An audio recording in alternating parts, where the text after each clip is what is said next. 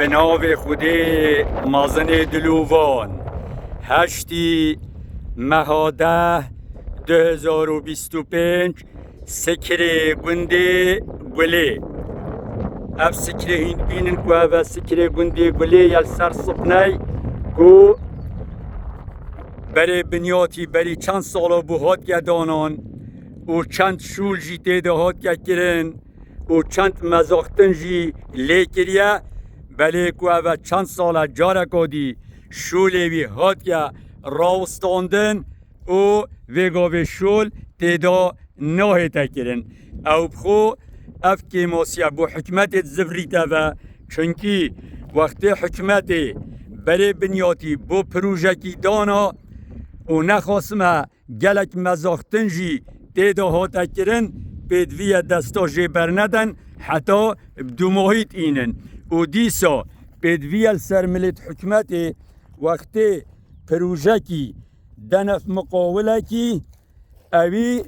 پروژه هر ما بین بو ما بین پارت مقاولی بدنه دا مقاول جیب شد شول خودوی پروژه داب کت و داب شد بدو ماهی بینیتن بدوی حکمت یان بره بنیاتی با پروژه کی ندانید یان وقتی بره بنیاتی بودانا لازمه دو ماهی بینن نهل ننیورو و نهل نپریوه وکی هند بینن که او سری منی شوادای او رخت سکری بون او جی سر سپنه که او سکره گلک مازنه خوش سری و حتی بچید خول بنیم داد او راستا گنده گلیه که او سکره هکه بیتا چکرن حتی احتمالا نزیکی جسر بربانگه ده آفگیرید و سکره که گلک مفاداره نه گنده گلی بتنه بلکی چندین گنده دورو بر نزارو بر روجید وی سپنای ده مفای هوش اوی سکری بینن و او بخو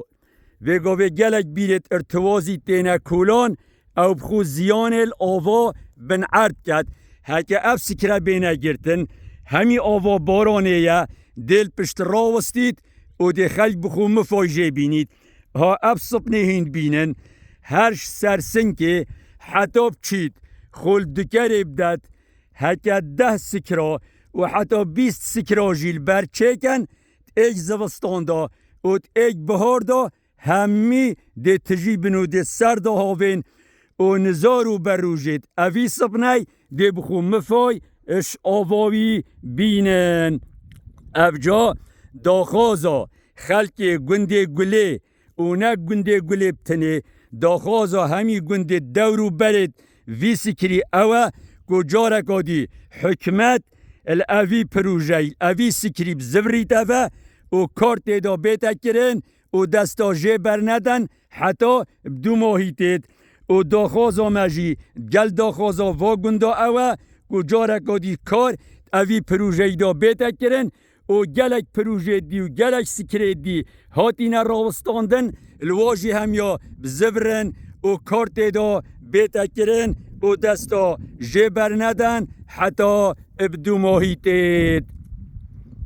والحمد لله رب العالمين.